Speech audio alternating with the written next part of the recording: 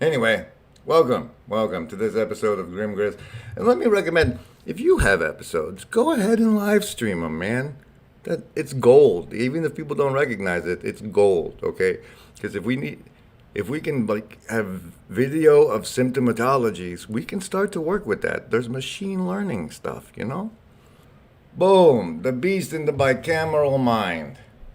I have really high expectations for what's going to come out of my mouth today. Let's see how that goes. We don't have a special guest. We want what's best for you. Welcome. Attention! You are responsible for your own feelings. I don't care what trigger warnings you have. My preferred pronoun is Zod. Pastor Paul Vanderklay released an epic Bible study today. I know because I clicked into it at this spot right here. I was like, okay, let's check out what's in the middle. And I was like, all right, I was like, what? Okay, what? And around this mountain, the peoples of the earth will gather. Some food. Food. To fix it. This is not at all relevant to the beast in the bicameral mind, but it's so relevant to that joke. See, the way I'm supposed to do it is during an episode, I just click places, see what happens. The message is clear. However far you go back, the inhabitants of Rome are always from somewhere else. Dum dum dum. Okay, so that wasn't the spot. Well, Jerusalem will be the highest mountain, and around this mountain, the peoples of the earth will gather. Sometimes it's designated by a little pyramid with two funny, neat little guys and funny little line coming out of the top. All right, there was a joke. It sucks when you tell people who and what they really are and they nail you to wood in the shape of a cross. Welcome to This Is It and Dust to Dust. Welcome. Thanks for being here. I like it. We want what's best for you. Remember, there is no agency. And also, remember, embody. Remember to embody. Okay, now back to the beast and the bicameral mind. Can you control your appetite? Would you know if you fasted? If you can't control your appetite, is it really yours? What is it? What is this parts of you that you can't control? Like your heartbeat and these other things.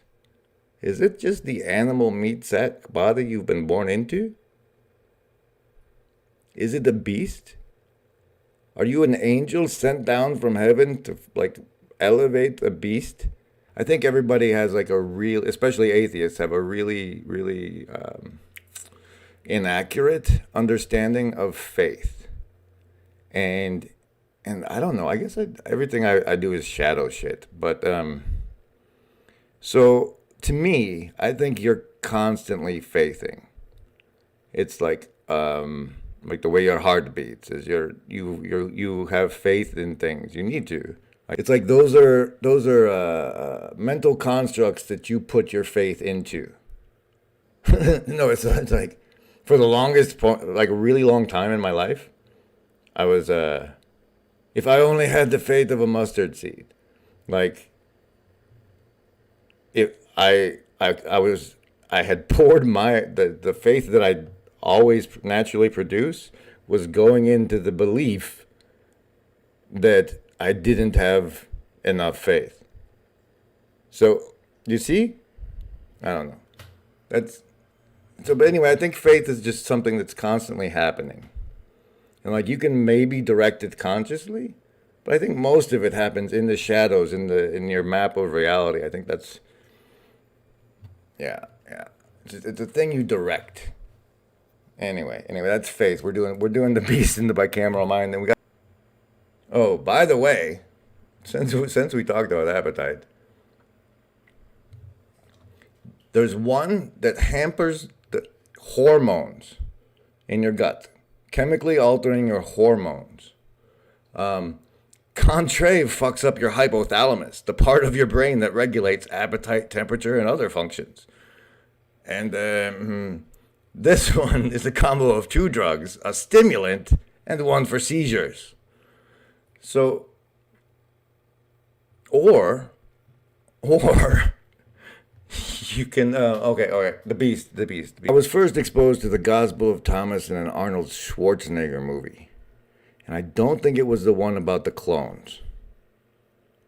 But the thing, like, growing up with, like, whatever passed for Christianity around here, you knew at least that Thomas was the doubting one. And so that obviously, that there was a gospel by the doubter, has appeal to anybody who doubts. Eh?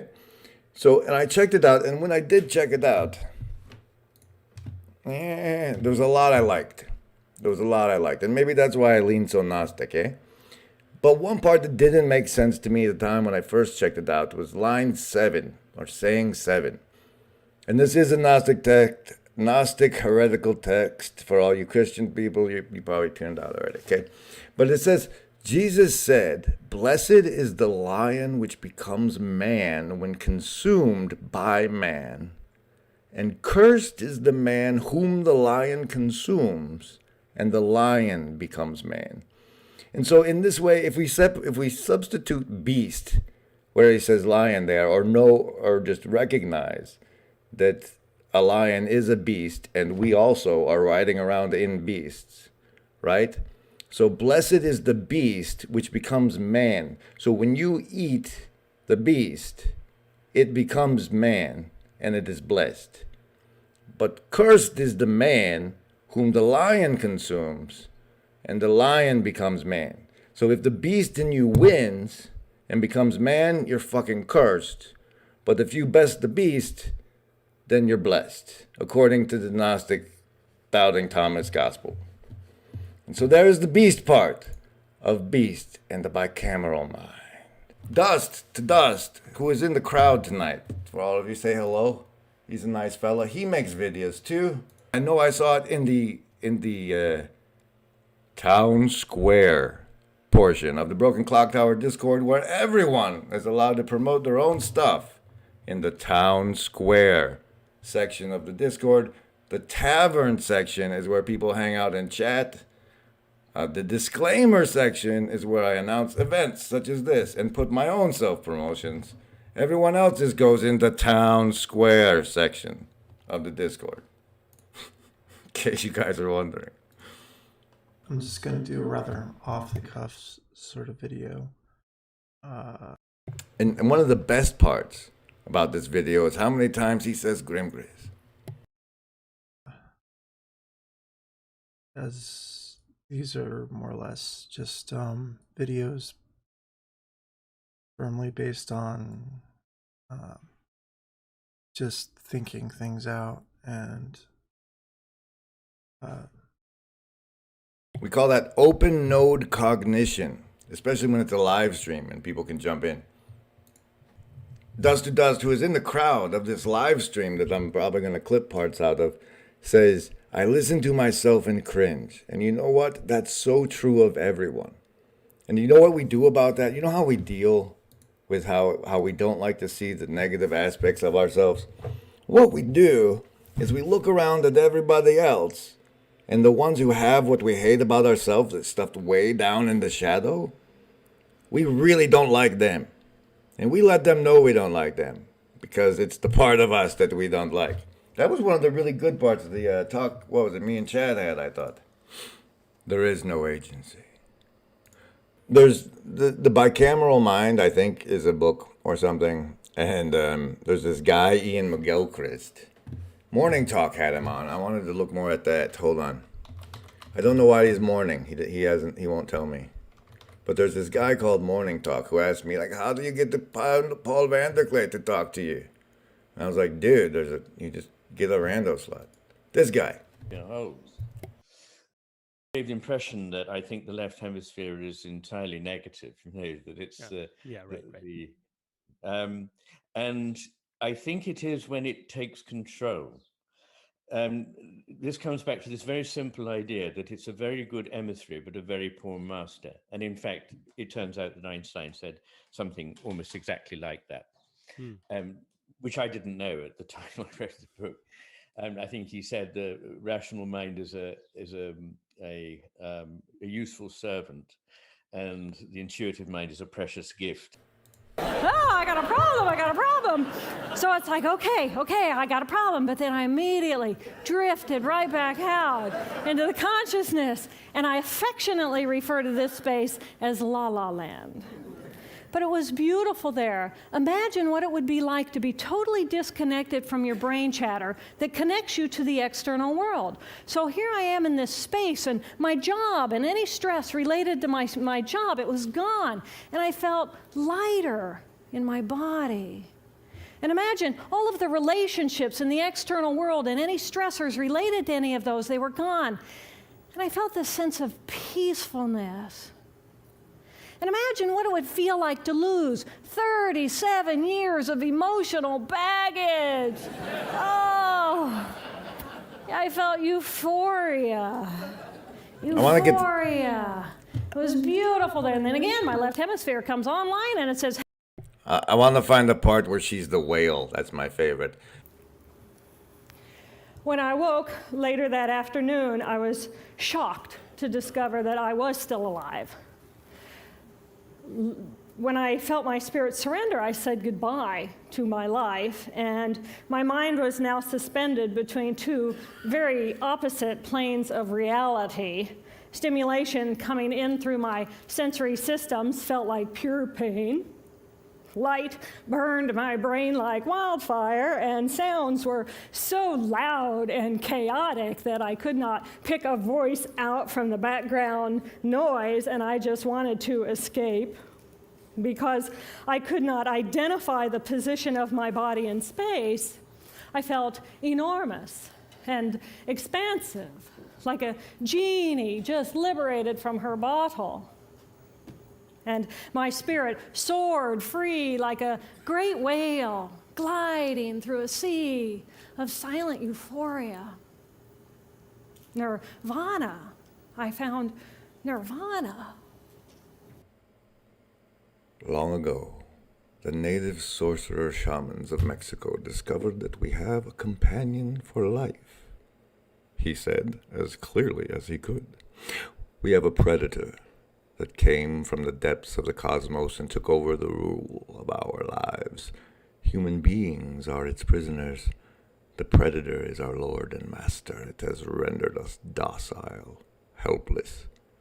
If we want to protest, it suppresses our protest. If we want to act independently, it demands that we don't do so. It was very dark around us, and that seemed to curtail any expression on my part. If it had been daylight, I would have laughed my head off. In the dark, I felt quite inhibited. It's pitch black around us, Don Juan said. But if you look out of the corner of your eye, you will still see fleeting shadows jumping all around you. He was right. I could still see them. Their movement made me dizzy. Don Juan turned on the light, and that seemed to dissipate everything. Don Juan said, "You have arrived by your effort alone to what the shamans of ancient Mexico called the topic of topics. I have been beating around the bush all this time, insinuating to you that something is holding us prisoner. Indeed, we are held prisoner. This was an energetic fact for the sorcerers of ancient Mexico." "Why is this predator taken over in the fashion you are describing, Don Juan?" I asked. "There must be a logical explanation." "There is an explanation," Don Juan replied, "which is the simplest explanation in the world. They took over because we are food for them, and they squeeze us mercilessly because we are their sustenance. Just as we rear chickens in chicken coops, Galaneros. The predators rear us in human cubes. Human arrows. Therefore, their food is always available to them. And I remember thinking there's no way I would ever be able to squeeze the enormousness of myself back inside this tiny little body. But then I realized, but I'm still alive. I'm still alive, and I have found nirvana. And if I have found nirvana and I'm still alive, then everyone who is alive can find nirvana. And I pictured a world filled with beautiful, peaceful, compassionate, loving people who knew that they could come to this space at any time and that they could purposely choose to step to the right of their left hemispheres and find this peace. And then I realized what a tremendous gift this experience could be. What a stroke of insight this could be to how we live our lives. And it motivated me to recover. 2.5 weeks after the hemorrhage, the surgeons went in and they removed a blood clot the size of a golf ball that was pushing on my language centers. Here I am with my mama, who's a true angel in my life. It took me 8 years to completely recover. So, who are we? We are the life force power of the universe with manual dexterity and 2 cognitive minds. And we have the power to choose moment by moment who and how we want to be in the world. Right here, right now, I can step into the consciousness of my right hemisphere where I am the life force power of the universe. I am the life force power of the 50 trillion beautiful molecular geniuses that make up my form. I want to appeal to your analytical mind. Think for a moment and tell me how you would explain the contradiction between the intelligence of man, the engineer, and the stupidity of his systems of belief, or the stupidity of his contradictory behavior. Sorcerers believe that the predators have given us our systems of beliefs, our ideas of good and evil, our social mores. The predators are the ones who set up our hopes and expectations and dreams of success or failure. They have given us covetousness, greed, and cowardice. It is the predators who make us complacent, routinary, and egomaniacal. But how can they do this, Don Juan? I asked, somehow angered further by what he was saying. Do they whisper all that in our ears while we are asleep? No, they don't do it that way. That's idiotic, Don Juan said, smiling. They are infinitely more efficient and organized than that. In order to keep us obedient, meek, and weak, the predators engaged themselves in a stupendous maneuver. Stupendous! Of course, from the point of view of a fighting strategist. A horrendous maneuver from the point of view of those who suffer it. They gave us their mind. Do you hear me? The predators give us their mind, which becomes our mind. The predator's mind is baroque, contradictory, morose, and filled with the fear of being discovered any minute now. Imposter syndrome. I know that even though you have never suffered hunger, he went on, you have food anxiety, which is none other than the anxiety of the predator who fears that at any moment now its maneuver is going to be uncovered and its food is going to be denied. Through the mind, which after all is their mind, the predators inject into the lives of human beings whatever is convenient for them. Through the television sets and internet, the predators ensure in this manner a degree of security to act as a buffer against their fear. I can choose to step into the consciousness of my left hemisphere, where I become a single individual, a solid, separate from the flow, separate from you. I am Dr. Jill Bolte Taylor, intellectual, neuroanatomist. These are the we inside of me. Which would you choose? It's not that I can't accept all this at face value, Don Juan, I said. I could, but there's something so odious about it that it actually repels me. It forces me to take a contradictory stand. If it's true they eat us, how did they do it? Don Juan had a broad smile on his face. He was as pleased as Punch. He explained that sorcerers see infant human beings as strange, luminous balls of energy covered from top to bottom with a glowing coat, something like a plastic cover that is adjusted tightly over their cocoon of energy. He said that that glowing coat of awareness was what the predators consumed, and that when a human being reached adulthood, all that was left of that glowing coat of awareness was a narrow fringe that went from the ground to the top of the toes. That fringe permitted mankind to continue living, but only barely. As if I were in a dream, I heard Don Juan explaining that to his knowledge, man was the only species that had the glowing coat of awareness outside that luminous cocoon. Therefore, he became easy prey for an awareness of a different order, such as the heavy awareness of the predator. He then made the most damaging statement he had made so far. He said that this narrow fringe of awareness was the epicenter of self-reflection, where man was irredeemably caught. By playing on our self-reflection, which is the only point of awareness left to us, the predators create flares of awareness that they proceed to consume in a ruthless, predatory fashion. They give us inane problems that force those flares of awareness to rise, and in this manner they keep us alive in order for them to be fed with the energetic flare of our pseudo-concerns. There must have been something in what Don Juan was saying which was so devastating to me that at that point I actually got sick to my stomach.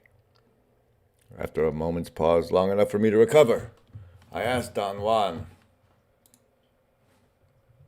"Why don't you go read it yourself?" No, but there's my points for this episode of The Beast in the Bicameral Mind. I hope I gave you guys something to think about and that you feel virtually not alone. Also, I have a Patreon. Thanks again to the Shadow Cabal production executives Gideon, Gavin, Dee Dee, NR,